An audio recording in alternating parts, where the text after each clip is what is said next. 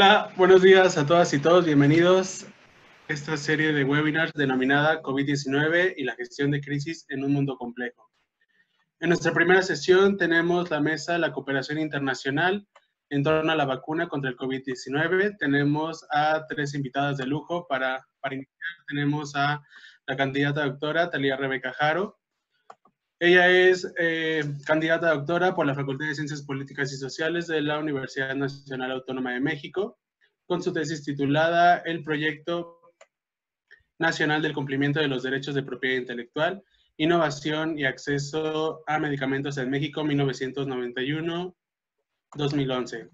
Del 2012 al 2015 cursó el programa curricular del doctorado Erasmus Mundus Phoenix, EM Dynamics of Health and Welfare en las universidades de la Escuela Nacional de Salud Pública de Lisboa, en la Escuela de Altos Estudios en Ciencias Sociales de París y en la Universidad KwaZulu Natal en Durban. Además, ha realizado varias estancias de investigación en instituciones internacionales, como en la Universidad de Brown, en la Universidad Autónoma de Barcelona, en la ONG Public Citizen en Washington, D.C. y en la Asociación para el Avance de las Ciencias Sociales, ubicada en la ciudad de Guatemala.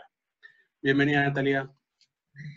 En segundo lugar, tenemos a la doctora Priscila Magaña Huerta. Ella es profesora en la Universidad Iberoamericana en el Departamento de Estudios Internacionales. Es doctora en Ciencias Políticas y Sociales por la Universidad Nacional Autónoma de México con la tesis de investigación El Poder Suave de China, propuesta de análisis alternativo. Adquirió la maestría en Estudios en Asia y África con la especialidad en China en el Colegio de México y la maestría en Relaciones Internacionales en la Universidad Pompeu Fabra en Barcelona. Asimismo, es analista en temas de China y Hong Kong en el programa Primer Movimiento de Radio UNAM y ha participado como panelista en diversos foros sobre estudios asiáticos. Bienvenida. Muchas gracias. En tercer lugar, tendremos la intervención de la presidenta del Centro Olof Palme, María Cristina Rosas, y coordinadora académica de este evento. Ella es profesora e investigadora de tiempo completo en la Facultad de Ciencias Políticas y Sociales de la UNAM desde hace 33 años y pertenece al Sistema Nacional de Investigadores. Es doctora en Relaciones Internacionales por la Facultad de Ciencias Políticas y Sociales de la UNAM. También es doctora en Estudios Latinoamericanos por la misma institución y maestra en Paz y Resolución de Conflictos por la Universidad de Uppsala.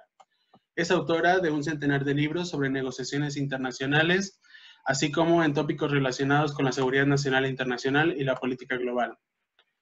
Es consultora de organismos internacionales y gobiernos en torno a negociaciones comerciales internacionales.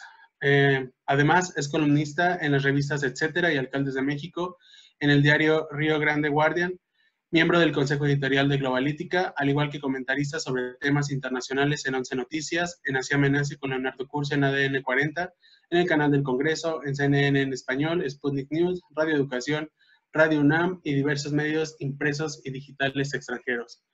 Buenos días, doctora, bienvenida. Gracias, buenos días, saludos a todos y a las participantes y a todos los que se conectaron para este webinar. Antes de comenzar, le quiero recordar a nuestros invitados e invitadas en el webinar que pueden utilizar el chat para mandarnos sus preguntas y comentarios. También recordarles que nos pueden seguir en la transmisión a través de Facebook y YouTube en caso de que hubiera una interrupción. Y les comento brevemente, vamos a tener 3 rondas. La primera va a ser de 10 minutos para cada una de nuestras ponentes, donde nos van a hablar de sus principales aportaciones sobre el tema. Posteriormente tendremos una ronda de preguntas, aproximadamente 5 minutos entre preguntas y respuestas, y una ronda final para conclusiones. Le pedimos atentamente a todas nuestras invitadas e invitados en la sala de Zoom que mantengan sus cámaras y micrófonos apagados en todo momento. Sin más, comenzamos con Thalía, por favor. Hola, muchísimas gracias por la invitación, doctora. Estoy muy contenta de estar aquí y presentar lo que en estos meses se está organizando sobre la cooperación internacional en torno a la vacuna del COVID-19. Primero que nada, quisiera hacer unas cuantas remarcaciones sobre el hecho de que ni las vacunas ni los medicamentos sustituyen las medidas de salud pública que son recomendadas desde el siglo XIX.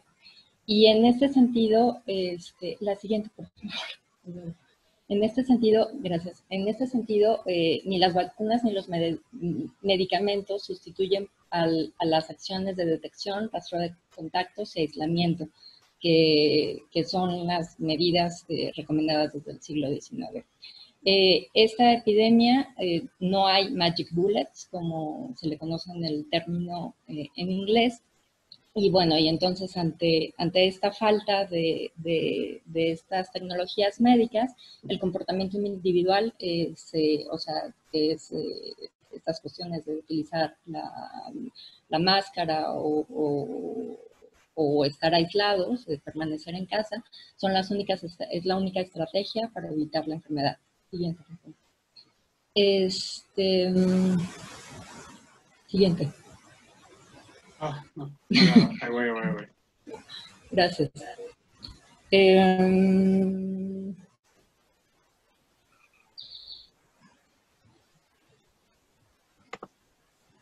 me tuve un problema técnico.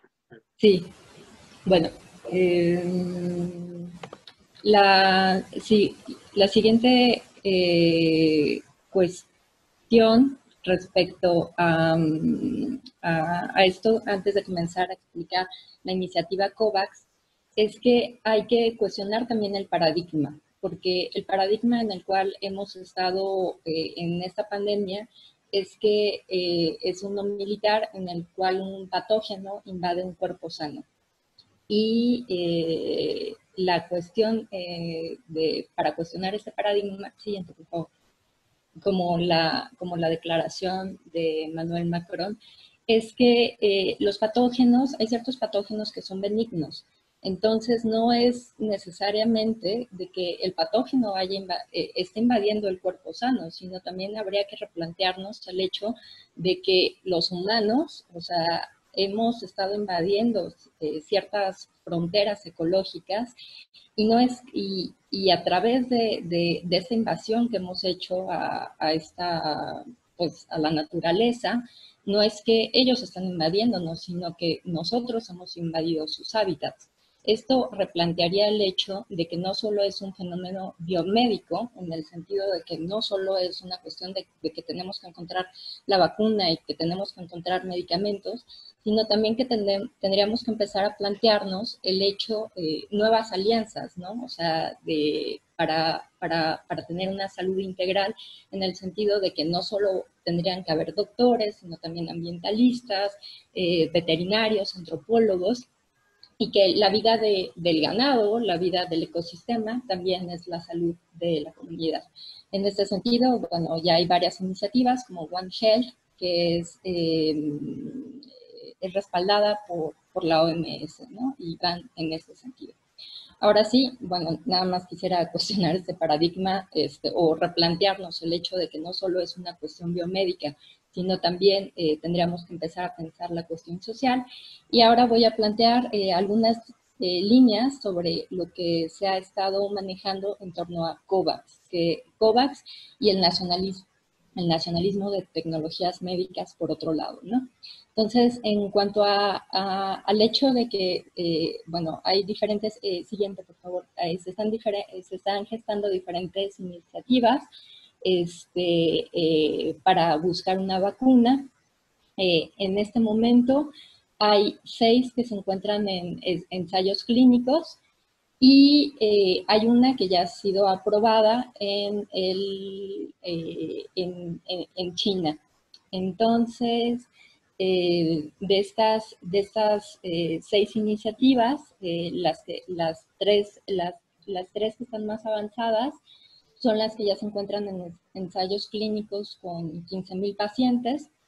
En este está Sinovac, que ha recibido financiamiento por parte del gobierno chino. Están haciendo los ensayos clínicos en Brasil. Hicieron esta iniciativa, hizo una alianza con el Instituto Butantan de Brasil, el cual es un instituto público, para darles 60 millones de dosis en caso de que la vacuna se comprobara que es segura y eficaz. Y bueno, están haciendo los ensayos clínicos en Brasil, ¿no? Esta compañía. Después está la siguiente, que es Moderna, que yo creo que han estado escuchando, se ha estado hablando mucho de esta compañía, porque ha recibido financiamiento no solo del gobierno de Estados Unidos, bajo la Operation Warp Speed, que impulsó Donald Trump en el 15 de mayo, sino también esta ha sido una de las iniciativas que ha recibido financiamiento por parte de COVAX, que es la iniciativa multilateral. Entonces, la semana pasada, o más bien esta semana, hubo un escándalo porque resulta que la vacuna de Moderna, hay una parte que está litigando una patente, una compañía de Canadá. Entonces, esto es esto cayó en 10% o sea, el valor de la empresa ante la bolsa, porque pues aquí también hay cuestiones de derechos de propiedad intelectual, ¿no? Entonces, bueno, Moderna ya está en ensayos clínicos, están buscando a 30,000 voluntarios en Estados Unidos. Después está BioNTech, Pfizer y Fosun Pharma, que estos también están en ensayos clínicos. También ellos han hecho, por ejemplo, BioNTech y Pfizer han hecho alianzas para darle a Reino Unido 30 millones de dosis en caso de que su vacuna lograra ser aprobada y lograra ser segura y eficaz. Y también para Estados Unidos han asegurado 600 millones de dosis, ¿no? Esta de BioNTech, de Pfizer. Luego está AstraZeneca y la Universidad de Oxford. Esta también ha sido una de las iniciativas que han sido más habladas porque, bueno, es una iniciativa con fondos públicos. Los ensayos clínicos los están haciendo en Inglaterra, Brasil y Sudáfrica. Y ellos también, por ejemplo, AstraZeneca ya firmó un acuerdo de dar 300 millones de dosis a Estados Unidos y otro acuerdo de dar 100 millones de dosis a Reino Unido. Después está la otra compañía que se llama Sinopharma de China, que también están en ensayos clínicos en Emiratos Árabes Unidos. Aquí hay una foto de que el primero en ser como probado la vacuna fue el ministro de Salud. Y por último está la Murdoch Children's Research Institute, que esta es de Australia. Esta es una iniciativa de Australia. Y CanSino Biologics, que es una iniciativa china, es militar, y la aprobaron a principios de este mes, me parece, pero ellos no pasaron por la fase 3. O sea, simplemente pasaron por la fase 2, dijeron que... o sea, que es esta parte de los ensayos clínicos donde es probada si es segura y eficaz como con un número limitado de personas, probó que sí y entonces ellos inmediatamente la aprobaron. Siguiente, por favor. Entonces, bueno, esas son las 6 iniciativas que están como que más avanzadas en términos de que ya van en la tercera etapa de ensayos clínicos, es decir, con más de 10,000 personas. Sin embargo, como ahorita comenté, en líneas generales, ha habido una preocupación en el sentido de que, bueno, Estados Unidos, Reino Unido, también hay una alianza entre Holanda, Alemania, Francia e Italia, en la cual ellos, por ejemplo, hicieron un acuerdo con AstraZeneca y con la Universidad de Oxford para que les proveyera de 400 millones de dosis. Entonces, ha comenzado a haber una preocupación de que, por un lado, está la cuestión del nacionalismo por las tecnologías médicas, o sea, todos estos acuerdos que están haciendo los estados individuales con las compañías para asegurarse de dosis. Y por el otro lado es el hecho de la cooperación internacional, de qué va a pasar con los que no tienen el capital para asegurarse de esas dosis, o qué va a pasar con los estados que no tienen tampoco la capacidad de producción local, ¿no? Entonces, bajo esta preocupación, aquí hay como una fotografía del juego Risk, es como si todos estuviésemos jugando Risk, de a ver quién gana la vacuna o cómo entre todos cooperamos. Hay una iniciativa que se llama COVAX, y COVAX, siguiente por favor, COVAX lo que ha hecho es que es un mecanismo muy innovador, pero tampoco es que sea la primera vez que se estén juntando, o sea, es innovador, más está construido con instituciones internacionales que ya han hecho un trabajo de desarrollo de medicamentos y vacunas desde principios de este milenio, eh, por ejemplo, para otras líneas como los antirretrovirales, y que han funcionado porque han bajado el precio, por ejemplo, en el caso de los antirretrovirales, para hacer una producción local y genérica, ¿no? Entonces, bueno, esta iniciativa que se llama COVAX está dentro del acelerador de acceso a las herramientas contra COVID-19. Hasta ahorita hay 75 estados que han mostrado interés en suscribirse, más hay 90 estados de bajos ingresos que no podrían tener, o sea, la capacidad adquisitiva para dar dinero para comprar la vacuna, pero que también están incluidos en esta iniciativa. Entonces, en total son 165 países que representa el 60% de la población mundial. Hay también que como enmarcar esta cuestión de que esta iniciativa está en la transición. Bueno, en la literatura se ha explorado mucho esta cuestión de que hay una transición de la salud internacional a la salud global desde principios de este milenio, en el cual ya no solo es el Estado o el Estado a través de la OMS, que son los que delinean las líneas de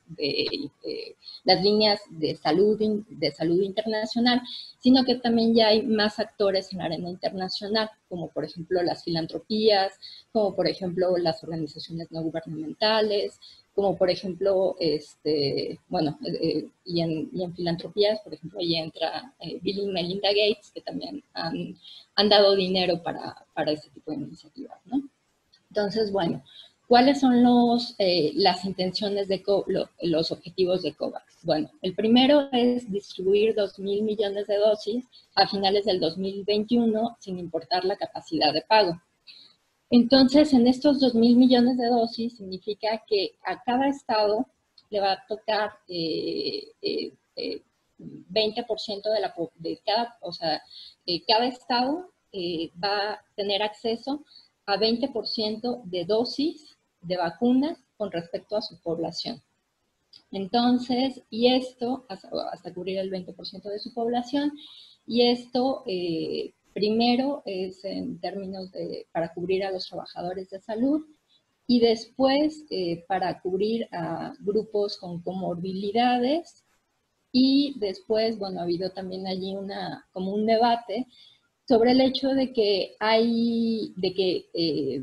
habido grupos vulnerables, ¿no? Entonces, que los estados tendrán que empezarse a plantear que, por ejemplo, en términos de etnia, en términos de profesiones, a quién se le tendría que distribuir esa vacuna, ¿no? Yo pensaba que, por ejemplo, aquí en Ciudad de México,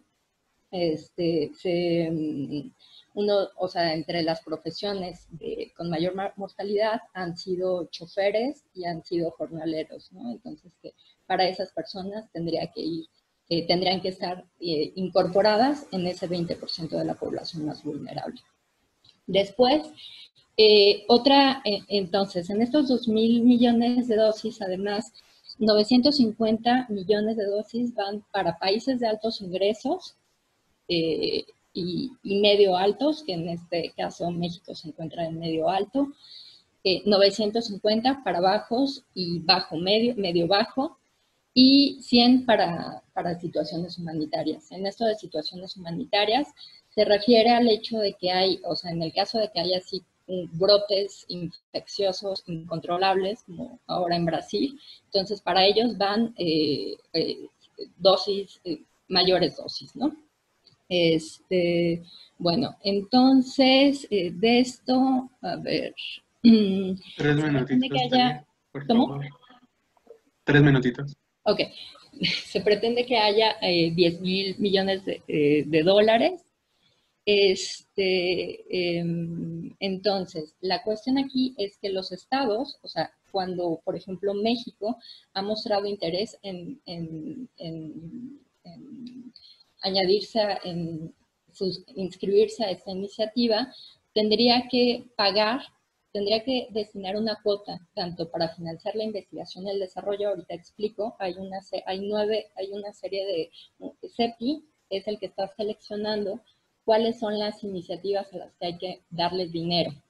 Entonces, los estados tienen que poner de su bolsillo para darle dinero a estas iniciativas y que se agilicen los ensayos clínicos, ¿no? Ese es por un lado, para dónde se va a ir el dinero. El otro es que tiene que haber un compromiso de adquisición consolidada de las dosis.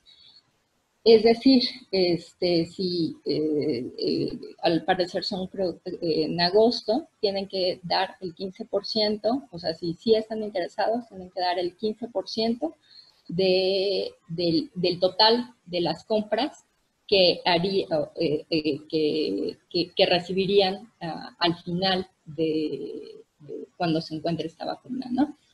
Entonces, bueno, en el caso de América Latina, por ejemplo, esto va a pasar en el caso y en el caso de México, va a pasar a partir del fondo rotatorio de la OPS, que ellos hacen como una compra consolidada, o sea, todos los mercados, o sea, todos los estados juntan como las diferentes dosis que necesitan y pueden tener una mejor postura, o sea, ha sido como ha funcionado este fondo rotatorio, ¿no? Se juntan y pueden tener una mejor posición ante los productores. Bueno, aquí está cómo va a ser la segmentación de mercados y el precio, que no se sabe cuánto va a costar la vacuna, o sea, hay como allí mucha especulación, pero no se sabe todavía cuánto va a ser el precio de la vacuna, pero se esperaría que para los países de bajos ingresos costara $5 y para los países de altos ingresos, $35, ¿no? Por esa razón también la Unión Europea no está tan segura de entrar a esta iniciativa de COVAX, porque dicen que pueden conseguir un mejor precio sin pasar por esta iniciativa. Bueno, siguiente. Bueno, entonces, ¿cómo funciona, o sea, cómo se eligen las vacunas? Entonces, en este punto ha habido como también mucha discusión sobre la transparencia de cómo se eligen las iniciativas. Yo pienso que va a dar para muchísimos trabajos en el futuro, porque, bueno, el CEPI, que es parte de COVAX, el CEPI, Gavi y la OMS, cada una cumple una función específica. CEPI es como las que dan el capital, y siento que las que dan el capital y las que tienen la relación con las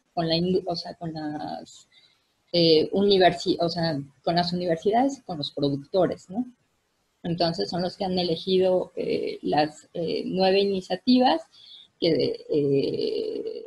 son los que han elegido estas 9 iniciativas de vacunas. ¿Ya se acabó el tiempo? Sí, ¿te parece si volvemos más tarde, en los Sí, 5 sí, minutitos que nos quedan? Sí, bueno, está muy interesante, pero queremos acortarnos un poco en dale, cuanto al tiempo, ¿vale? Para no perder atención. dale. Pero sobre esta parte con la que iniciaste de que las vacunas no sustituyen acciones de detección, estamos totalmente de acuerdo, hay que ponderarlo.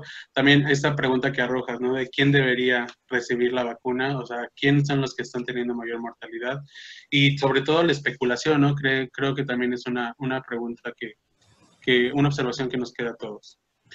Vamos a pasar con Priscila Magaña, por favor. Damos inicio con tu presentación. Hola, ¿qué tal? Muy buenos días a todos. Muchas gracias por la invitación. ¿Sí me escuchan bien? Sí, se escucha muy bien. Perfecto. Ok, gracias por la invitación a la doctora María Cristina Rosas y al Centro Olof Palme. Es un placer estar con ustedes el día de hoy, compartiendo estas reflexiones sobre la cooperación internacional de China durante la pandemia COVID-19. La siguiente, por favor. Una cuestión fundamental a la que me voy a abocar en esta ocasión es la politización de la pandemia COVID-19 en el marco de la guerra no solamente comercial, sino tecnológica entre Estados Unidos y China. El contexto más amplio es, digamos, un proceso que muchos autores en la literatura especializada han llamado como la transición de poder del Atlántico al Pacífico.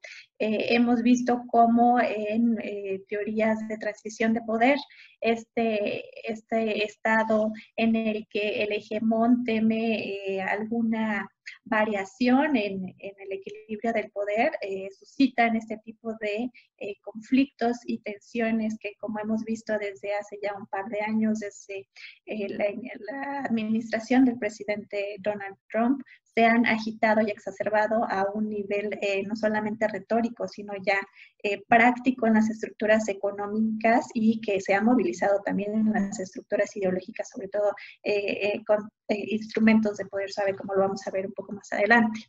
El brote de COVID-19 debe de llamarnos no solamente por la naturaleza obvia que tiene para la humanidad. La salud global se ha vuelto un tema estratégicamente vinculado a esta distinción entre las grandes potencias, entre el hegemón y China, entendido como una gran potencia, como así se autodenomina, y como una potencia regional y la segunda potencia económica de nuestro planeta.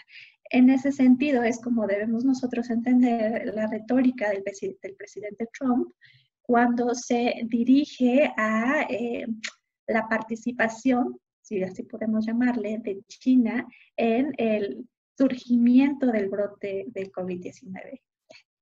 Que, como hemos visto, la literatura, la ciencia especializada en biotecnología, pues ha afirmado que este brote fue completamente de origen natural, ¿no? A pesar de estas certeras afirmaciones, vemos cómo el presidente Trump se ha dirigido hacia su público, el público que lo votó y el público estadounidense, además de la audiencia internacional, para seguir legitimando las acciones que su gobierno ha emprendido contra la pandemia en su territorio. Aquí les pongo este tweet de la famosa diplomacia del Twitter de Donald Trump, en el que llama el virus chino a esta pandemia, y cómo fue uno de los pequeños ejemplos con los que la retórica del presidente Trump empezó con los ataques. El punto es que esta retórica es simplemente una herramienta más para exacerbar en el imaginario de la audiencia internacional el sentido negativo y la percepción negativa que se tiene sobre China. En México, el ejemplo claro son los memes que hemos visto en las redes sociales, de cómo hay una imagen de una persona asiática frente a un plato de una sopa con un murciélago, en el que el meme cuenta: si hubieran hervido el murciélago no hubiera pasado esto. Eso pasa en México. En Estados Unidos pasa que el presidente, el máximo dirigente del país y uno de los hombres más poderosos del mundo, se dirige a el virus como el virus chino, ¿no? En ese sentido vemos como para todas las audiencias, desde las audiencias políticas, las élites que dirigen la toma de decisiones en el mundo, hasta los ciudadanos de a pie, se nota cómo se trata de minar desde Estados Unidos el ascenso de China, o la legitimidad que pudiese tener el ascenso de China, que trata de convertirse de una gran potencia a una autoridad responsable.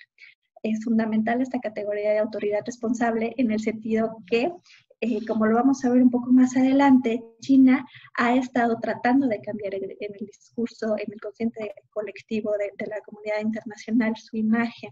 Esa imagen que pretende cambiar de la fábrica del mundo a una nación que es más allá de lo que nosotros en este sistema de Estados-nación podemos entender, porque tratan de, desde la cúpula del Partido Comunista Chino, tratan de promover la imagen de una civilización milenaria.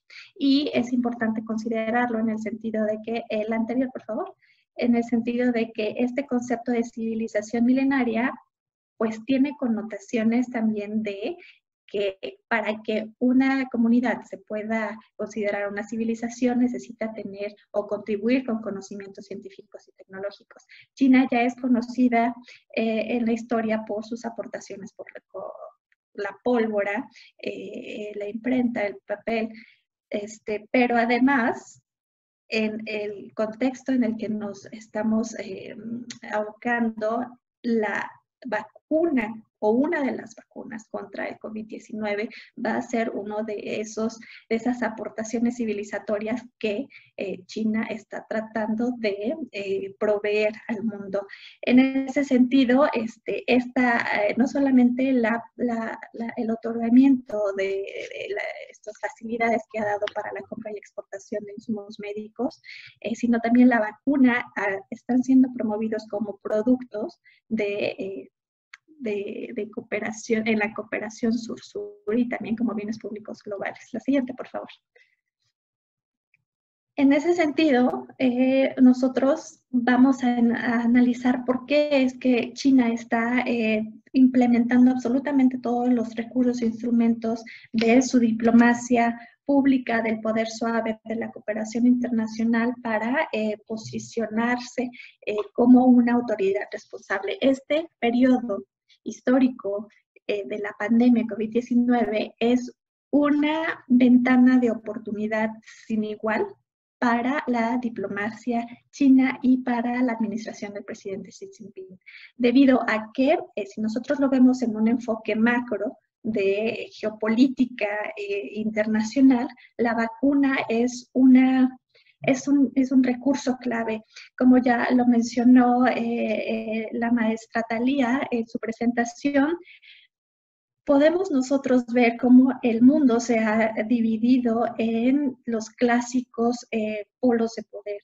La Unión Europea, Estados Unidos, se han organizado ya que son potencias tecnológicas y son potencias científicas que en un primer momento promueven este interés nacional de asegurar un número determinado de vacunas para proveer a su población. En ese mismo sentido, China, ya que no tiene este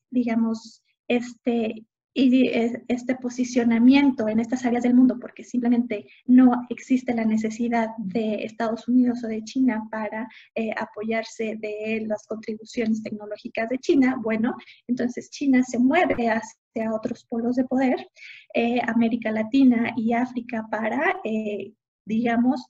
tratar de construir redes de solidaridad, de cooperación, que al fin y al cabo se transforman en un momento dado en redes de poder.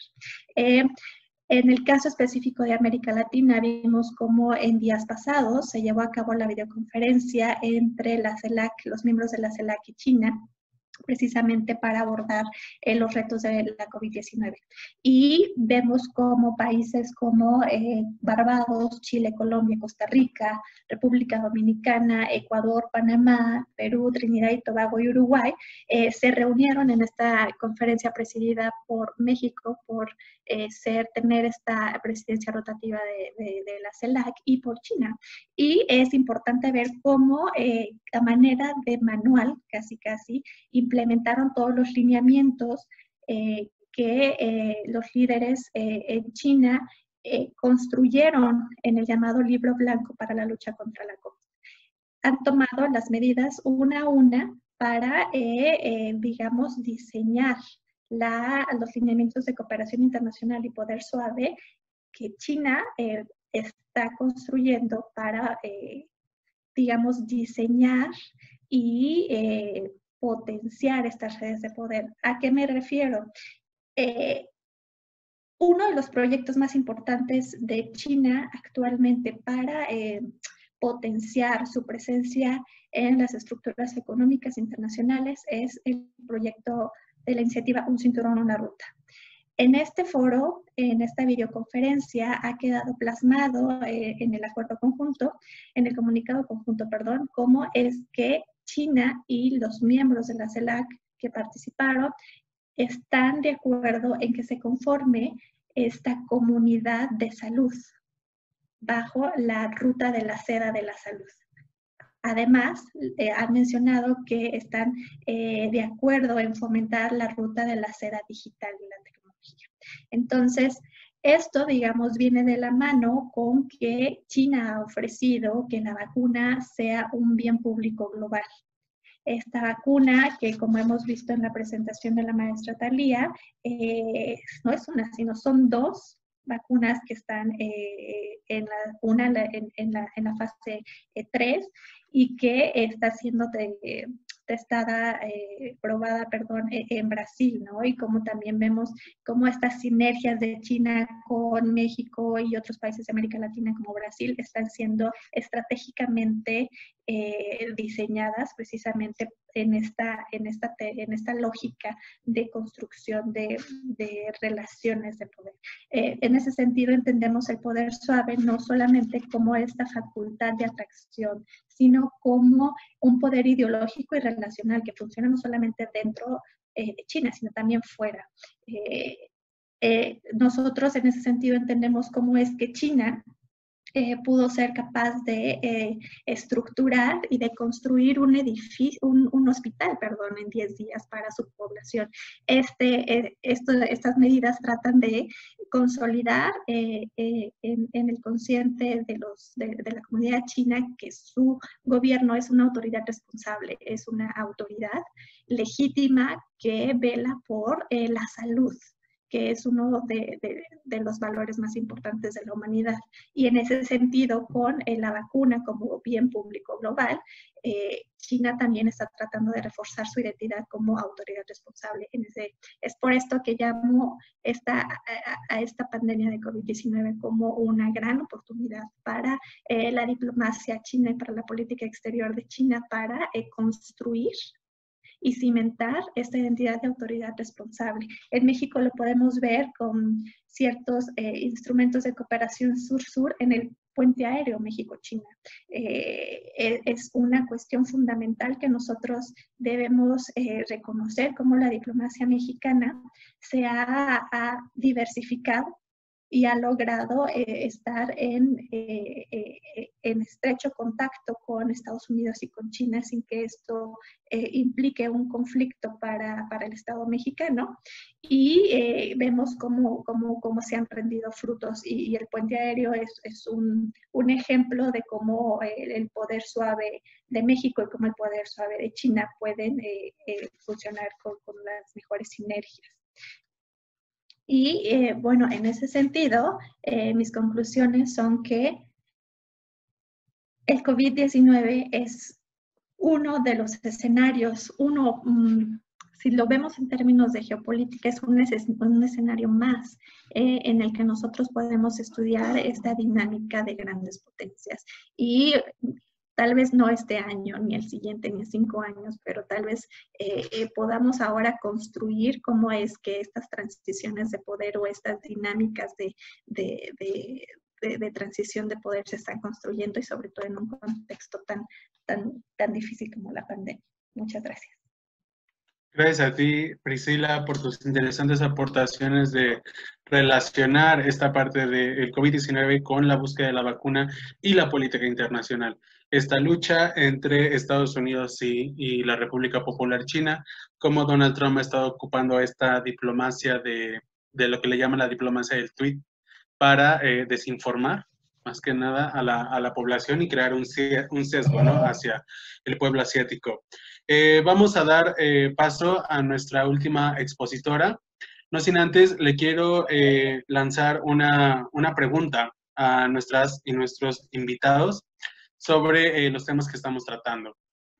Aquí les va pensando en un escenario próximo, en el caso que se desarrolle una vacuna contra el COVID-19. ¿Quiénes creen ustedes que deberían ser los primeros en recibirla. El personal de salud, los pacientes, la población de alto riesgo, de conformidad, diabetes, obesidad, hipertensión, población de alto riesgo por edad, niños, adultos mayores, quienes puedan pagarla, el presidente de México, migrantes indocumentados, comunidades indígenas. Hay más opciones, población urbana, esto es dependiendo de su percepción. Los invitamos a participar, emitan su voto y al final daremos a conocer los resultados. Entonces, sin más preámbulo, María Cristina Rosas, por favor, nos comparte su presentación. Muy bien. Bueno, yo quiero reflexionar pues acerca de toda esta polémica que se ha suscitado en torno a la vacuna y quiero hablar un poco de los procesos que hay que sortear para tener una vacuna. Hacer una vacuna no es sencillo, como lo explicaré. Y por otro lado, confrontar también esto con el tema de los tratamientos. Obviamente los tratamientos pues ya operan en términos de que la enfermedad está ahí y hay que atenderla, mientras que la vacuna sería una estrategia clave para la prevención. Dicho esto, si podemos ver cómo se hace una vacuna, por favor.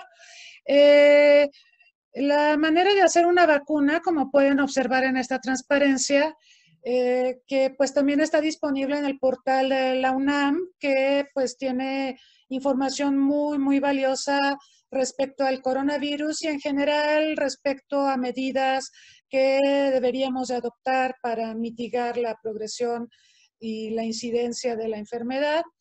La idea de las vacunas, el origen de las vacunas, pues tiene una larga historia, pero generalmente todo apunta a Jenner, a este investigador británico que tiene el crédito de haber creado la vacuna contra la viruela. Quiero decirles que en toda la historia de la humanidad, la única enfermedad que la humanidad ha logrado extirpar de la faz de la Tierra vía vacunación es la viruela. Esto no lo deberíamos de perder de vista porque hay un montón de enfermedades que diezman a la población mundial, enfermedades que han vivido con nosotros por largo tiempo y al día de hoy 30 de julio de 2020, solo tenemos vacunas para 28 enfermedades. Esto lo pueden corroborar en el portal de la Organización Mundial de la Salud. Tenemos vacunas para el anthrax, no para todos los tipos, para el sarampión, rubiola, para el cólera, para la enfermedad meningocócica, para ciertos tipos de influenza, para difteria, para las paperas, para el tétanos, la hepatitis A, la tosferina, la tuberculosis, la hepatitis B, la enfermedad neumocócica, la tifoidea, la hepatitis C, la polio, la encefalitis transmitida por garrapatas, que es una enfermedad muy terrible, la influenza hemofílica, la rabia, la varicela, el herpes zóster, el virus del papiloma humano, la gastroenteritis por rotavirus, la fiebre amarilla, el dengue y la encefalitis japonesa. La viruela fue declarada extinta por la OMS en 1980. Han pasado 40 años desde entonces. Desde entonces no hemos logrado extirpar de la faz de la Tierra ninguna de las otras enfermedades para las que tenemos vacunación. Entonces, me parece importante traer este tema a colación. La siguiente imagen, pues pueden ver lo que es la viruela. Enfermedad ya extinta, pero que podría, y ahora hay una preocupación en el mundo por el uso de agentes biológicos, virus, toxinas, bacterias, para hacer daño. Hay todo un aspecto de bioterrorismo que está presente en las mentes de muchas naciones y hay stocks de la viruela en los arsenales biológicos de las grandes potencias para fines de análisis, para fines de desarrollar posibles vacunas en el caso de que hubiera una liberación deliberada de la enfermedad o surgiera una nueva cepa, ¿no? Que eso pues también es algo que puede ocurrir. Ahora, quiero hablarles rápidamente sobre los tratamientos y las vacunas. Los tratamientos, como comentaba en el inicio de la presentación, pues básicamente existen para mitigar algo que ya está en curso. Cuando la enfermedad está en curso, tenemos que encontrar formas de paliar la enfermedad, de sanar a los enfermos. Y hay básicamente tres tipos de tratamientos. los antivirales que se desarrollan para prevenir que el virus se multiplique. Por lo tanto, los problemas secundarios asociados a la enfermedad se podrían frenar o mitigar. Los tratamientos no van a erradicar el virus, pero sí los síntomas. Por ejemplo, con antiinflamatorios o aquellos que eviten la coagulación o las trombosis. Habrán escuchado que pues, un tratamiento muy recurrente para las personas que enferman inicial y se encuentra en las etapas iniciales es darle una aspirina, porque la aspirina, el paracetamol tiene la propiedad de evitar las trombosis, la formación de coágulos. Y bueno, estos son ejemplos de tratamientos antivirales. El segundo es el reposicionamiento de fármacos o compuestos cuya seguridad ya se conoce. Fíjense ustedes, no se ha hablado de Rusia mucho, pero Rusia, nosotros recordamos que en la Guerra Fría fue una potencia biológica, de guerra biológica, y que había un laboratorio muy famoso, el Biopreparat, que se construyó en los de los años 70, en lo más álgido de la Guerra Fría, precisamente para desarrollar armas biológicas. Ese laboratorio se supone que fue desmantelado. Sin embargo, Rusia tiene una tradición de investigación médica y de investigación biológica de virus, bacterias y toxinas en prevención de recibir ataques con fines de hacerle daño, con fines bélicos.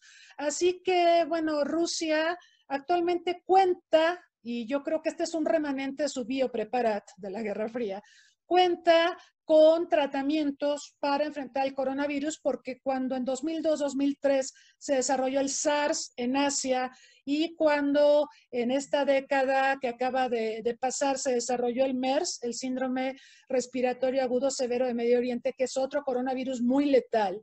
Resulta que en Rusia se investigó sobre estos coronavirus y se desarrollaron tratamientos para hacerles frente. Y esos tratamientos se están probando contra el COVID-19 y Rusia ha anunciado que el próximo mes, o sea, ya pasado mañana, estará dando a conocer, estará sacando al mercado una vacuna que muchos están cuestionando en términos de su inocuidad, en términos de su seguridad. En un momento más voy a hablar de la importancia de la inocuidad y de los tiempos para elaborar las vacunas. Bueno, y otro tratamiento, pues son los de nuevo desarrollo. Necesitamos saber más del virus, diseñando los antivirales. Probablemente los tratamientos de este tercer grupo que tienen más información sobre el virus sean mejores, ¿sí? Porque entre más sepamos sobre el virus, les recuerdo que el COVID-19 es un virus nuevo, por eso nos tomó por sorpresa y por eso nos ha golpeado de la manera en que lo ha hecho. Entonces sabemos poco sobre él, pero en la medida en que sepamos más, quizá podremos elaborar tratamientos que sean más potentes y que puedan dar mejores resultados. Algo que les quiero decir es que no existe ningún medicamento, ninguno, que sea inocuo. ¿Qué significa inocuo? Que sea un medicamento seguro, que no produzca efectos secundarios que sean más terribles que la enfermedad que pretende combatir. Entonces, no existe un medicamento inocuo, siempre hay efectos secundarios, pero lo ideal es que los tratamientos tengan la menor cantidad posible de efectos secundarios, de efectos no deseados en los receptores del tratamiento. Sobre las vacunas, pues siempre serán mejores para una enfermedad infecciosa. Más vale prevenir que curar. Pero las vacunas requieren más tiempo para su desarrollo. Sabemos que pueden tomar de 10 a 15, a veces hasta 20 años.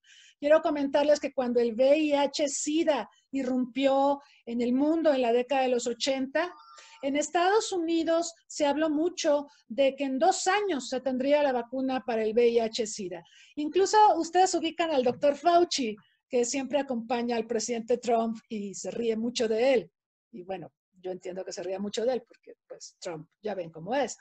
El doctor Fauci es una de las autoridades en la investigación para el VIH-Sida, pero ya pasaron casi 40 años de que el VIH-Sida irrumpió en la escena mundial y no tenemos una vacuna. ¿Qué es lo que tenemos? Tratamientos. La gente puede vivir con VIH y tener calidad de vida. Y esa sería una apuesta que se ha hecho cuando no puedes desarrollar la vacuna porque los procesos para las vacunas son lentos, son tardados, requieren muchas verificaciones, en fin.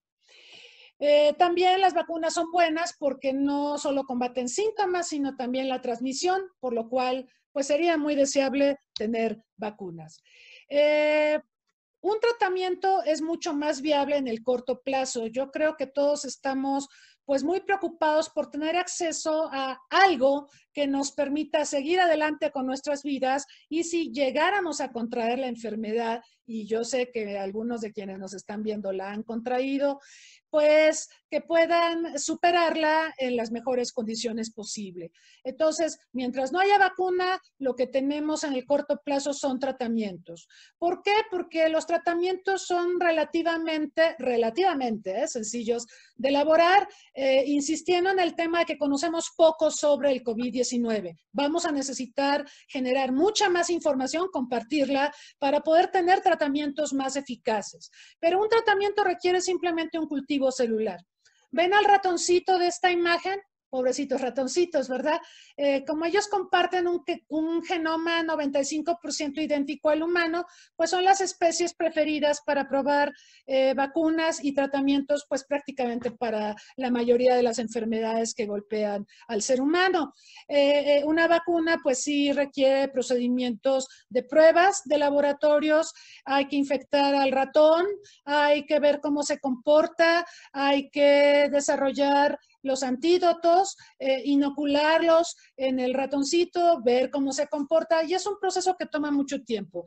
Ya después que se pasan estas fases de prueba, pues se procede a hacer las pruebas, obviamente, en seres humanos, voluntarios, y cuando se demuestra que pues es inocuo o que tiene efectos secundarios mínimos, es cuando pues ya se procede a la producción. ¿Quiénes llevan la delantera en estos procesos, tanto de tratamientos como de vacunas? Bueno, ya lo explicaron tanto la doctora Priscila como la maestra Rebeca. Simplemente puntualizar, hay países que pues han hablado mucho del tema. Estados Unidos lo hace, China lo hace, Rusia pues está entrando a dar la batalla, India, la farmacia del mundo, pues está involucrada, Japón también, Corea del Sur también. Y en el caso de las farmacéuticas, nosotros sabemos en este momento que ellas están impulsando el 70% de la investigación y el desarrollo de la vacuna contra el COVID. Entonces, aquí pues ya estamos asistiendo a un escenario donde son empresas privadas las que están llevando la tutela en el proceso. Bueno, algunas farmacéuticas son de propiedad estatal, pero la inmensa mayoría, ahorita vamos a ver un gráfico de las grandes farmacéuticas, pues son grandes multinacionales. Está el caso de compañías biotecnológicas más pequeñas, ya se habló de ellas, y como todos los días escuchamos de nuevas corporaciones del sector farmacéutico que están participando en la investigación para desarrollar la vacuna. De desarrollarse la vacuna, vamos a requerir, como pueden ver en este gráfico, que por lo menos las 4 grandes empresas del sector farmacéutico del mundo, que son GlaxoSmithKline, Merck, Glaxo es británica, Merck es de Estados Unidos, igual que Pfizer, y Sanofi de Francia, trabajen de manera coordinada, lo cual, como bien se explicaba anteriormente por parte de las expositoras que me antecedieron, puede generar muchos conflictos de interés. Pero ahí pueden ver a las otras farmacéuticas que están presentes, que están también desarrollando investigación en la materia, pero todo parece indicar que por la magnitud del desafío que entraña el COVID-19, se tendrán que producir alianzas para la producción tanto de tratamientos como de vacunas, porque estamos hablando que 7.500 millones de personas o ya casi 8.000 millones de seres humanos somos vulnerables al coronavirus por ser una enfermedad nueva contra pues la que no teníamos ningún tipo de protección. Ya se habló de Gavi, ya se habló de CEPI, ya se habló de COVAX, no me voy a detener mucho aquí, simplemente voy a pasar rápidamente a algunas reflexiones finales. ¿Quién producirá la vacuna en el caso de que se pueda elaborar o quiénes van a producir los tratamientos? ¿Quiénes la recibirían de manera primordial? ¿Cómo será distribuida? ¿Será un bien público global o un bien comerciable cuyo costo dependerá esencialmente de la demanda? En esta pandemia hemos visto o nos han hablado de muchos perdedores. Nos han dicho que se han perdido empleos, que se han perdido o colapsado sectores económicos completos como el turismo, como el sector restaurantero, la compra, por ejemplo, de automóviles, o sea, el sector automotriz lo pasa muy mal. Nos han hablado mucho de los perdedores, pero en toda crisis también hay ganadores, ¿sí? Y esta crisis beneficia ciertamente a ciertos sectores. El farmacéutico es uno de ellos. Así que vamos a tener que pensar en ello cuando analicemos el destino que podrían tener los tratamientos y las vacunas contra el COVID.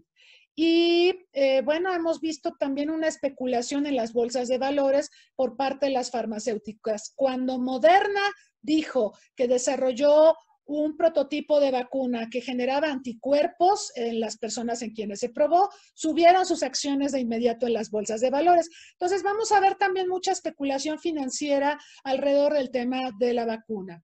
Aspectos sobre los que los invito a reflexionar: la inocuidad y efectos secundarios. Me preocupa la velocidad con la que se está trabajando para producir una vacuna y que se pudiera pasar por alto efectos secundarios de estas vacunas. Este es un tema importantísimo, por eso tenemos tan pocas vacunas en la historia de la humanidad, porque toma mucho tiempo hacerlas, porque también, pues obviamente hay que probar que sean inocuas, que no causen un daño mayor que aquel que están pretendiendo combatir.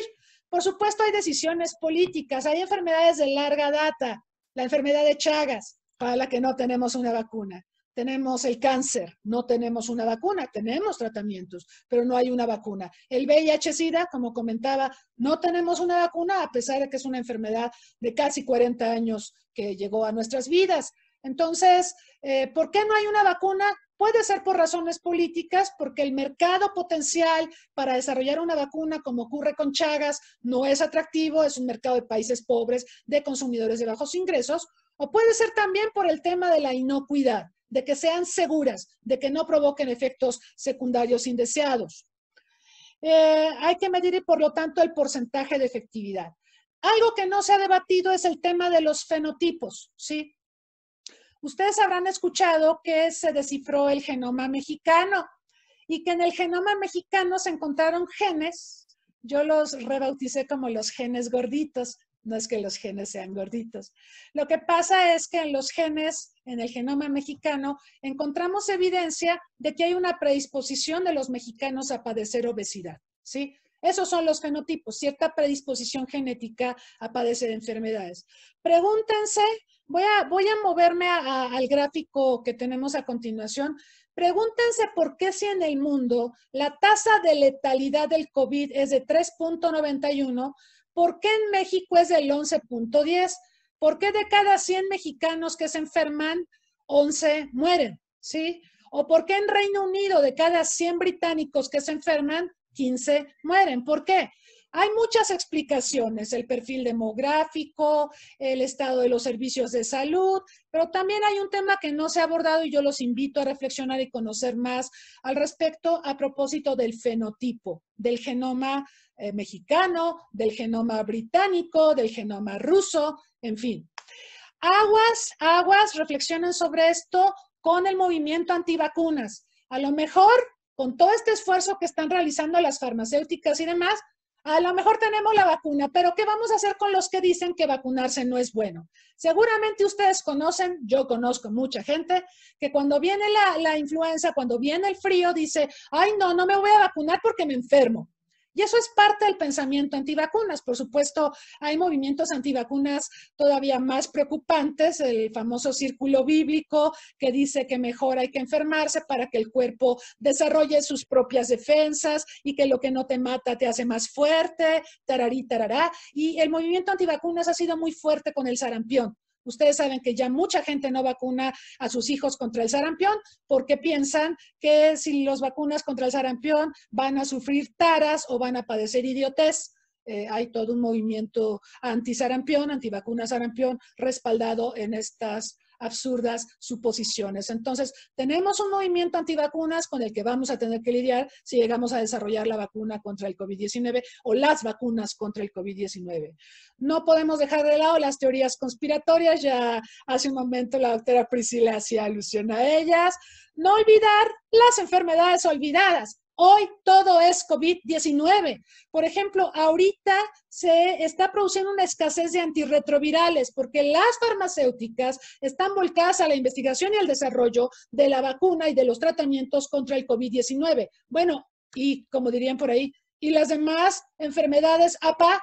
¿Quién va a producir los medicamentos para todas las demás enfermedades? ¿Y qué pasa con enfermedades olvidadas como Chagas y otras más? Entonces, los invito a reflexionar sobre eso y, bueno, recordarles que esta es la segunda pandemia del siglo XXI. Ya tuvimos el H1N1 en 2009, donde México fue protagonista. Hay que prepararnos para la siguiente pandemia. Esto no se ha acabado. De hecho, el COVID no se ha acabado. Creo que ya estamos en segunda ola, según dijo la OMS, y vienen más pandemias. Entonces, hay que prepararnos. Y un dato de la OMS dice que desde los años 70 del siglo pasado se han identificado nuevas enfermedades sin precedente a un ritmo de una o más por año, en tanto que en estos momentos hay 40 enfermedades que eran desconocidas tan solo una generación atrás. Las nuevas generaciones no conocían enfermedades que pues han surgido cada vez con mayor celeridad. Entonces, preparémonos para la nueva pandemia y, bueno, hablarles de otros aspectos que sin duda tendrán que ser evaluados. La crisis ambiental, cómo está impactando en la salud, esto del murciélago o no. Lo cierto es que hemos invadido el hábitat de un montón de especies y eso nos expone, nos pone en contacto con ellas y es más sencillo que pudiéramos contraer enfermedades de las que ellos son portadores. Entonces, atención con ese tema.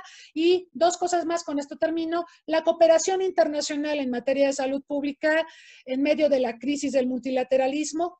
Estados Unidos se retiró de la Organización Mundial de la Salud, pero pues es un actor fundamental. Vamos a ver qué pasa en las elecciones de noviembre, si gana Biden, pero lo cierto es que no podemos dejar de contar con Estados Unidos en medio de una crisis de salud como la que estamos enfrentando. Necesitamos una nueva diplomacia en salud global y también, pensando en el caso de México, no es el único, políticas de Estado, no de gobierno, en materia de salud, que no sean sacrificadas por criterios políticos. La salud tendría que ser un bien público global. Sin salud, verdaderamente no podemos hacer nada, no podemos funcionar. Muchas gracias, María Cristina Rosas, por tu intervención. Creo que presentaste un pool de posibilidades, bastantes aristas que deben seguirse considerando y que, por supuesto, trataremos de hacerlo a lo largo de estas semanas que estaremos trabajando en estos webinars. Ya tenemos algunas preguntas de las y los participantes. Yo invito a las y los participantes que sigan respondiendo la encuesta que lanzamos. Ya hay por ahí algunas cifras que daré a conocer más adelante. La primera pregunta, voy a leer las tres preguntas que tenemos y empezaremos con con Talía, después Priscila y final María Cristina. 3 minutos. Ahora sí les voy a silenciar el micrófono, ¿ok? Ya también ustedes ahí las tienen. El primero es en este debate en cuanto a lo que planteaba María Cristina entre si surge la vacuna y qué va a pasar con los movimientos antivacunas. María Fernanda Suárez pregunta, ¿es de esperarse un reavivamiento del debate entre las libertades individuales y el bien común? La segunda pregunta es de Eduardo Mesa. ¿A cuál de las iniciativas para desarrollar la vacuna convendría que nuestro país se incorporara? Una pregunta más nos habla de cómo lograr que las grandes empresas farmacéuticas dejen de lado sus intereses económicos a un lado en pro del bien común. ¿Los estados deben reglamentar esta cuestión? Se pregunta Felipe Galindo. Y Alice nos pregunta si se van a enviar por correo las presentaciones. No, no se van a enviar por correo, se van a transmitir posteriormente en YouTube y en Facebook. Una pregunta más de Silverio Josué Aguilar. Siendo México uno de los principales países afectados por el COVID-19, ¿cuál ha sido o cuál debería ser el papel de México en la cooperación internacional en torno a la vacuna del COVID-19? Nuestros panelistas tienen las preguntas ahí mismo, en lo que piensan sus respuestas. Quiero hacerle un anuncio a todas y todos que por favor si podrían en su nombre que tienen en Zoom poner, editar el nombre con el que mandaron la solicitud a su registro, porque es un poco difícil pasarles lista. O en caso de que no sepan cómo editarlo, tengan problemas para editarlo, manden un mensaje privado a Arely Mayorga, por favor, que es quien nos está apoyando en esta cuestión. Talia, ¿lista? Empezamos contigo, por favor. Sí, sí. Bueno, a ver, voy a empezar con la pregunta de las iniciativas para desarrollar la vacuna, ¿a cuál nos convendría incorporarnos? Bueno, México, en este momento solo hay dos posibilidades que están haciendo los estados, ¿no?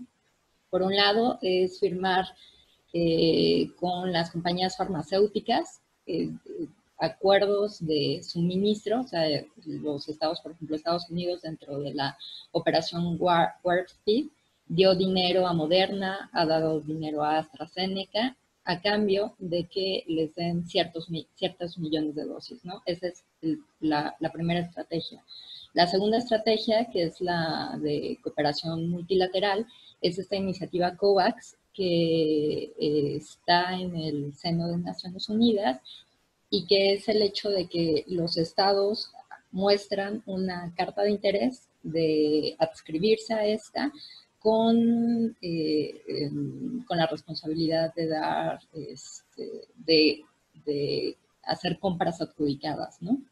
Entonces, esta es la iniciativa a la que México se está suscribiendo, ¿no? No hay otra en el panorama internacional. Entonces, yo pienso que el punto de COVAX es que lo que se está mencionando de las razones por las cuales les conviene también a los países, por ejemplo a Estados Unidos, de suscribirse, es que incluso si a las que están apostando no funcionan esas vacunas, tienen como un backup, o sea, tienen un respaldo con estas 9 iniciativas que COVAX está respaldando y que tendrían acceso al 20%, o sea, al 20% de dosis para su población, ¿no? Eso por un lado. Por el otro lado, ha habido allí la cuestión esta de cómo lograr que las grandes empresas farmacéuticas dejen de lado sus intereses económicos. A un lado, en pro del bien común, los estados deben reglamentar esta cuestión. En esta pandemia ha sido muy interesante, o sea, ha habido como mucha crítica en cuestión a la transparencia. O sea, por ejemplo, todos estos fondos que COVAX ha dado, por ejemplo, a las 9 iniciativas, pero es en el ámbito multilateral, pero también que Estados Unidos ha dado dinero a AstraZeneca o Reino Unido ha dado dinero a AstraZeneca o a Pfizer, no se saben los términos en los cuales, o sea, los términos de estos acuerdos, ¿no? Y no se sabe, por ejemplo, en el caso de Reino Unido, firmaron el acuerdo bajo una cláusula de seguridad nacional. Entonces, en ese sentido, una de las cuestiones es sobre la transparencia y la reglamentación en la literatura. Si pueden leer, hay una autora que se llama Mariana Mazzucato, que ella ha abordado el hecho de qué pasa cuando industrias privadas son financiadas con financiamiento público, pero no regresa el dinero a la parte pública, sino que se queda en esta cuestión de especulación, o sea, por parte de la industria farmacéutica, cómo revertirlo para hacer sistemas de innovación simbióticos, ella lo llama, ¿no? Entonces, allí, pues justo es el punto, ¿no? De cómo crear esto, de que si yo te estoy dando tanto dinero, tú me tienes que dar un precio por las dosis que no sobrepase los precios de manufactura, ¿no? Entonces, pues allí es, por ese lado es esa cuestión. Después... Ok, si quieres, damos oportunidad a las demás, porque ya estamos sobre tiempo. Sí. Okay. Priscila, por favor. Gracias, Talia. Sí, gracias. Bueno, para ser muy puntual, Respecto a la primera pregunta sobre el movimiento antivacunas, podemos darle una respuesta con un enfoque cultural. Y para ello puedo hacer rápidamente un señalamiento de comparación cultural. Japón y México tienen aproximadamente la misma cantidad de población, pero el número de muertes es ínfimamente distante. Varias cuestiones son importantes de recalcar aquí. Como variables podemos arguir que, uno, la experiencia con las pandemias juega un papel importante, pero también estas normas culturales con las cuales la comunidad y la autoridad gubernamental se conducen en una relación en ambas vías, ¿no? Vemos cómo en México más o menos van 40,000 personas lamentablemente fallecidas por COVID-19 y en Japón alrededor de 1,000 son las que se han registrado en las estadísticas estatales. Una cuestión fundamental para ejemplificar esto es el uso del cubrebocas y la percepción de la población para el uso del cubrebocas y el uso correcto del cubrebocas. Si nosotros hacemos un parangón de este ejemplo con las aplicaciones de la vacuna en un momento dado, esperemos que sea relativamente próximo cuando haya una vacuna, más de una vacuna. Y cuando esa vacuna o vacunas lleguen a nuestro país, ¿cómo se va a redistribuir? Los lineamientos gubernamentales seguramente son los que van a regir esta distribución. Pero, ¿qué es lo que pasa con las vacunas de enfermedades que ya están en la Cartilla Nacional de Vacunación? Son los padres de familia los que llevan a sus hijos a los centros de salud o las que las compran en instituciones médicas privadas. Entonces, son los padres de familia, son aquellos que culturalmente están predispuestos a seguir y a abogar por la salud de sus hijos los que logran protegerlos con el uso de las inmunizaciones. En ese sentido, vemos cómo simplemente con salir a la calle uno podrá deducir quién se va a querer poner la vacuna y quién no. ¿No? Cuando vemos en el discurso público que no se cree que exista la enfermedad, cuando se cree que ha sido creada como control del gobierno, entonces es una cuestión cultural, una variable cultural que hay que tener en consideración. Cuando ojalá, después de todos los puntos debatibles, llegue a México una o más vacunas. Y con esto paso a la segunda pregunta, ¿con cuál propuesta de vacunas se debe ceñir a México? Ya la maestra Thalía se ha pronunciado al respecto con un enfoque más científico, pero también la cuestión que varios epidemiólogos en Latinoamérica han abordado es que se necesita una coordinación científica porque debe haber un refuerzo cruzado. Es decir, es muy probable que se necesite la aplicación de más de un tipo de vacuna, porque hay vacunas de las cuales hasta este estado de investigación no se conoce el tiempo de cuánto va a durar o no el anticuerpo en el organismo humano. Entonces, vamos a ver muy probablemente que lo que ocurre ahora con el entendimiento y la comprensión y la investigación del virus también pueda pasar con las vacunas, ¿no? Es un proceso de desarrollo científico en tiempo real. Entonces, aquí, digamos, la diversificación con la que trabaje la política mexicana va a ser fundamental, no solamente con quienes van a trabajar para hacerse de la tecnología de la vacuna o que lleguen las vacunas, porque una cuestión que también hay que considerar es que en América Latina solo México, Brasil y Argentina tienen las industrias farmacéuticas para producir vacunas. Entonces, es fundamental el papel de México, no solamente en la diplomacia de la salud, que ya hemos visto logros como la iniciativa directiva que promovió México ante Naciones Unidas para la cooperación internacional en condiciones de igualdad, de acceso mundial a los medicamentos y a las posibles vacunas, pero también tenemos en este país la capacidad de producción de vacunas y es fundamental para que llegue a la región, para que estas vacunas se puedan producir en México, en Argentina o en Brasil y que lleguen a la región. Entonces aquí también hay una oportunidad para la diplomacia mexicana de crear sinergias, como lo comentaban, con las empresas farmacéuticas, más allá de controlarlas, digamos, también podría ser tiempo de cooperar con ellas. Gracias. Ok, muchas gracias, Priscila. Finalizamos con María Cristina Rosas, por favor. Muchas gracias. Bueno, y llegaron otras preguntas que estoy viendo aquí. Aprovecho para saludar a Ana Hernández, que bueno, que se pudo conectar, porque nos está dando una información muy importante. Dice que el presidente de México acaba de nombrar a David León, actual coordinador nacional de protección civil, para dirigir la distribución de medicamentos del Estado. Lo dijo hoy y apenas la va a crear. Ojo, distribuidora del Estado mexicano de medicamentos, de equipos y de vacunas a todos los pueblos de México. ¿Ven por qué les decía que es importante una política de salud de Estado, no de gobierno?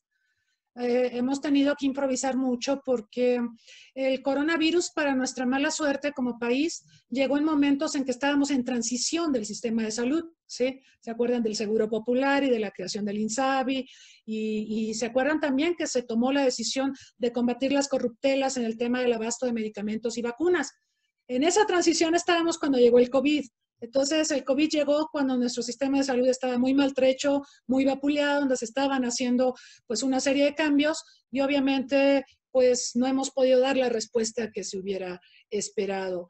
Sobre el resto de las preguntas, quiero, como ya tanto Talía como Priscila respondieron a la mayoría de ellas, yo quiero simplemente recordarles lo que pasa con los movimientos antivacunas. ¿Por qué surgió el movimiento antivacunas? Porque surgieron las vacunas. Es como de perogrullo, ¿no? Pero además surgieron en Inglaterra, cuando Jenner inventó la vacuna contra la viruela. Surgió todo un movimiento anti-inmunización, ¿sí? Porque además las primeras vacunas, algunas tuvieron efectos devastadores por el tema de la inocuidad. Por eso insisto tanto en la inocuidad, no crean que es porque me gustó la palabrita. No, la inocuidad es importante. Yo veo mucha prisa de las farmacéuticas para tener lo más pronto posible una vacuna. Qué bueno que le echen ganas así para tener la vacuna contra el COVID. Qué lástima que no le echaron ganas antes para otra serie de enfermedades tan devastadoras que enfrentamos en el mundo de hoy. Pero bueno, esta carrera por tener la vacuna lo más pronto posible y la competencia que además hay entre farmacéuticas puede llevar a que tengamos una vacuna, ¿sí?, cuya inocuidad no haya sido debidamente probada y pudiera tener efectos secundarios devastadores. Entonces, si eso pasa, esto va a fortalecer al movimiento antivacunas. Ojo, es un tema crucial. Y, bueno, preguntan acá también que la carrera por la vacuna también entraña una disputa por ganar segmentos del mercado. Bueno, claro. Y preguntan, ¿hasta qué punto también se traducirá en una disputa geopolítica? Por ejemplo, si Rusia la obtiene primero, el adquirirla con Rusia o con China, ¿impactaría nuestra relación con Estados Unidos? Bueno, por supuesto, va a haber una disputa por mercados. Pero también a mí me parece que en esta geopolítica, lo voy a decir de una manera muy cruda, pero creo que así es la política mundial. Hay países que importan más que otros, hay personas que importan más que otras, hay clases sociales, hay una distribución muy desigual del ingreso. Entonces me estoy temiendo que la distribución de la vacuna sí se va a decidir por cuestiones geopolíticas, que va a haber varias vacunas, va a haber una oferta de vacunas, pero quienes primero las van a recibir no me parece que seamos nosotros, o no el grueso de la población mexicana. Atención con eso. Y bueno, simplemente quisiera también, esto sería una pregunta para Talía, porque yo escuché que tanto la UNAM como el Politécnico, la UNAM tiene el Instituto de Biomédicas, que es un instituto de clase mundial que desarrolla investigación biomédica y que están trabajando también en la investigación sobre el COVID, y se ha hablado de que podrían desarrollar, tal vez no una vacuna, se habló de vacuna, pero quizá un tratamiento. Entonces, sería interesante saber también de manera autónoma México, como lo decía Priscila, México tiene la segunda industria farmacéutica de América Latina, detrás de la de Brasil, arribita de Argentina. O sea, yo creo que tenemos capacidades, sí tenemos innovación, sí tenemos centros de investigación. Claro que la magnitud del desafío que estamos enfrentando es algo muy inédito en la historia de México y en la historia del mundo. Muy bien, María Cristina, muchas gracias. Pues sí, definitivamente es un tema interesante. Quisimos arrancar con esta sesión sobre qué está pasando con la vacuna contra el COVID-19, y pues ya hay bastantes aristas que nos han dejado. Yo creo que cerramos un minuto con conclusiones, por favor, si Talía, si gustas responder la pregunta que te hace la doctora. Antes de pasar a las conclusiones, ya, por ejemplo, Priscila nos han dado un poco, María Cristina también nos han dado con conclusiones. Les comparto los resultados de la encuesta que lanzamos aquí entre nosotros. El caso de que se desarrolle una vacuna contra el COVID-19, ¿quiénes deberían ser los primeros en recibirla? La mayoría apuntó a que el personal de salud, con un 74%. En un segundo lugar, opinan que debería ser la población de alto riesgo por factores de morbilidad, diabetes, obesidad, hipertensión. En tercer lugar, si no me equivoco, la población de alto riesgo por edad, niños y adultos mayores con el 37%, y en un cuarto lugar, los pacientes. También por ahí hablan de un 5% opinan que debería el presidente de México, migrantes indocumentados, comunidades indígenas y población urbana. Muchas gracias por su participación. Cerramos con conclusiones para ir finalizando. Talía, por favor. Gracias. Respecto a la pregunta, sí, en realidad México envió al CEPI 4 propuestas para que fuesen consideradas como las vacunas candidatas como las vacunas candidatas, ¿no? de esta iniciativa del COVAX. Una es del Instituto de Biotecnología de la UNAM, otra está en Querétaro, otra es de Baja California y otra es de Avimex, una cuestión veterinaria. Entonces, esas están esperando ver si son aprobadas por el CEPI para obtener financiamiento y empezar la parte de ensayos clínicos, porque las propuestas que han enviado apenas es como usted bien lo decía, se ha aprobado con animales, pero no se ha hecho la fase de los ensayos clínicos con humanos. Según lo que investigué, todavía no van en esa fase. Entonces, justo el dinero que recibirían del CEPI, que es esto que les decía que está como formado el CEPI, que da la parte de capital para las productoras, pero también para las universidades, para estas diferentes iniciativas de vacunas. La OMS, que da los estándares de precalificación, y el Gavi, que da el dinero para estos 90 países que van a quedar fuera, que no tienen capacidad adquisitiva para adquirir la vacuna.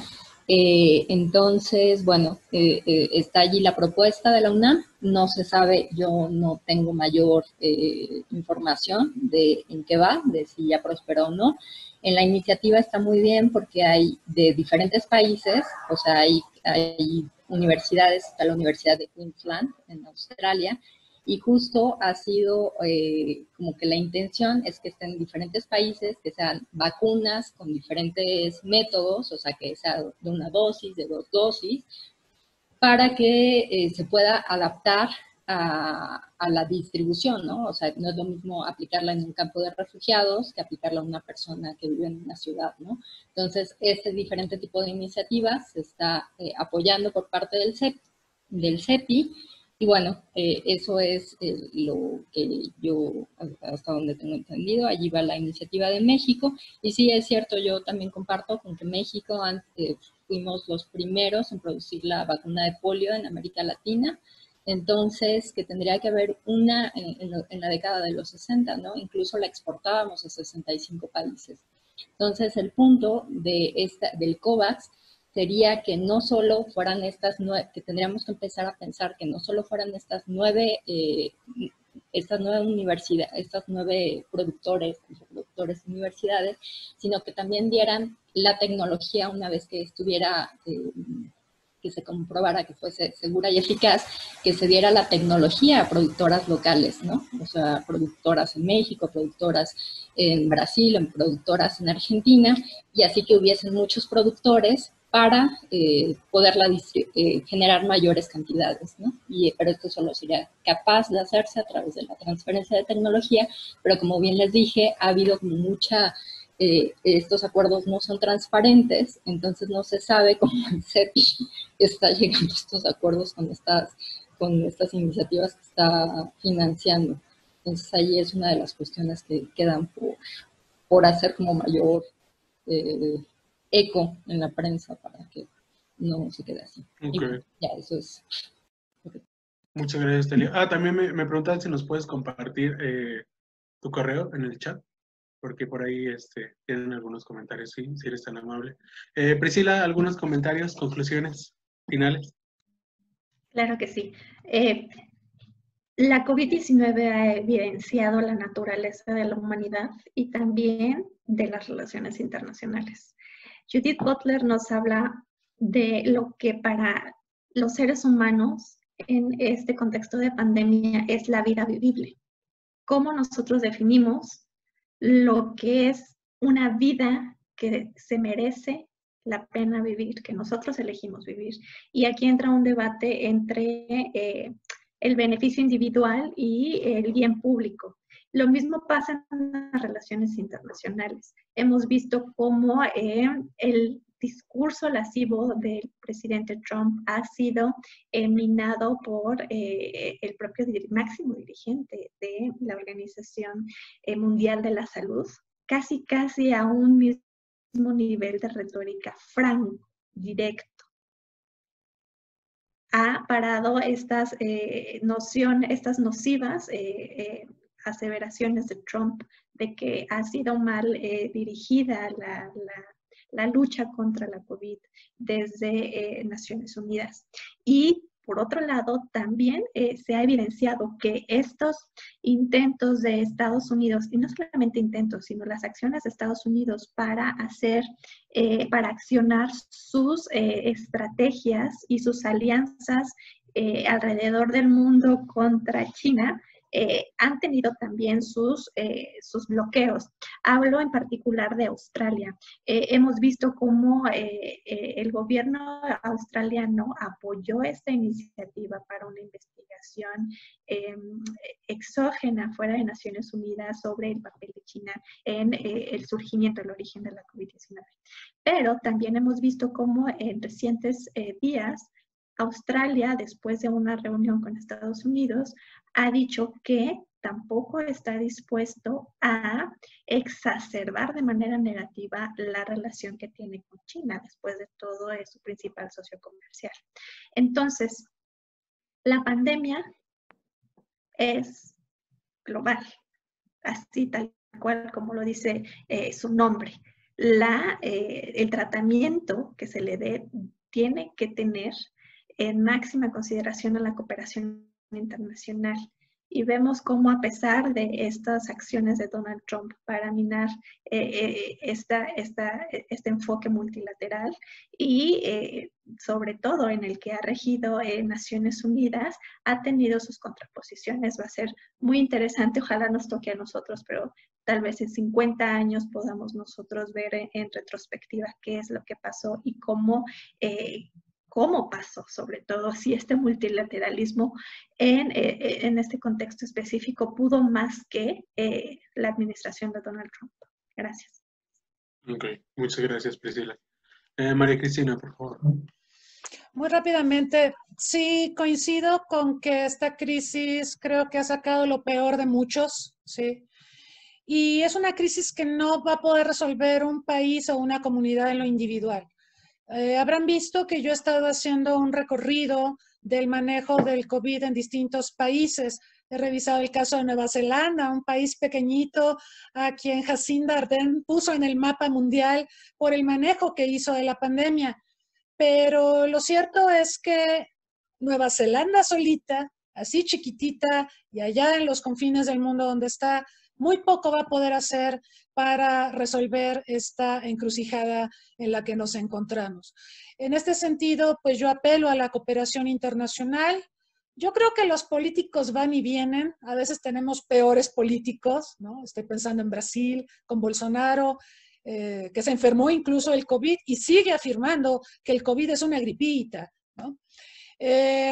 Y bueno, por supuesto, Donald Trump, que tiene a Estados Unidos en una crisis de enorme envergadura, pero posiblemente pierda la elección. Yo sé que todavía es temprano para hacer esta afirmación, sin embargo, va abajo en todas las encuestas de opinión, por lo menos las del voto popular. Así que políticos van y políticos vienen. Los que nos quedamos somos nosotros. Nosotros somos como sociedad los que sufrimos las consecuencias de las buenas o las malas decisiones. Entonces, también es importante empujar desde nuestras trincheras, es un poco el sentido de estos seminarios, la reflexión y solicitar a las autoridades mejores respuestas, mejores soluciones que las que nos están ofreciendo. También podemos ver lo que se está haciendo en otras partes del mundo y aprender de los errores de los demás o de las buenas decisiones que han tomado los demás. Cada país es, y su circunstancia, cada país es diferente, ¿sí? Desde el fenotipo que les decía, de los genes gorditos, del genoma mexicano, hasta cosas mucho más diversas. Somos sociedades distintas, sin embargo, estamos compartiendo una pandemia que nos ha colocado en una crisis económica, política, cultural y, para mi gusto, hasta civilizatoria. Sí, definitivamente hay mucho que decir de esto, ¿no? Justo ayer veía un programa que abordaba la cuestión de la pandemia desde la crisis civilizatoria, ¿no? Ya estamos hablando de un tema mayor, ¿no? Más preocupante. Pues nuestra hora se convirtió en hora y media. Muchas gracias a todas y a todos por su participación. Agradezco a las panelistas en nombre del Centro Olof Palme. Invito al público en general a compartir las páginas del Centro Olof Palme México con sus contactos, a que se inscriban a este seminario y a seguirnos en la transmisión de los próximos jueves. Les comparto que el próximo jueves tendremos el panel sobre COVID-19 y manejo de desastres. Muchas gracias a todas y todos. Nos vemos el próximo jueves. Que tengan un muy buen día. Hasta luego. Gracias. Hasta luego, gracias.